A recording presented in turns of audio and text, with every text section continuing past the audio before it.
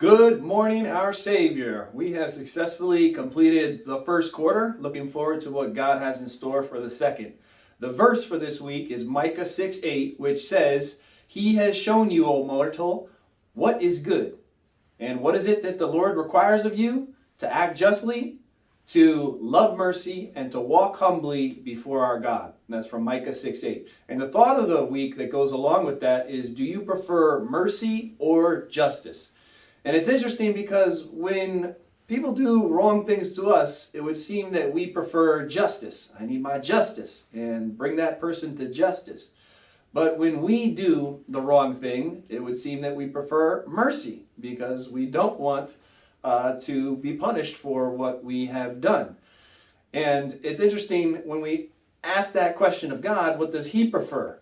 Well, according to our verse, He prefers both. He is a God of justice, and He is also a God of mercy. He wants us to walk justly and be merciful like Him.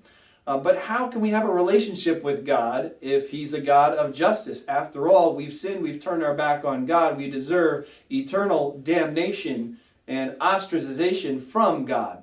But that's why He sent His Son Jesus, so that He could be a perfectly just and merciful God. Justice and mercy come together in the cross of Jesus.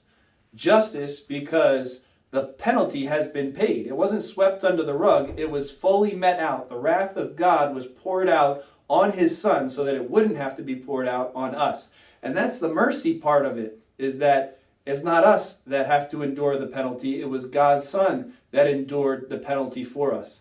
So He asks us to be reflections of Himself and to love justice and to love mercy and to apply in our lives and the lives of others. And that's the thought of the week.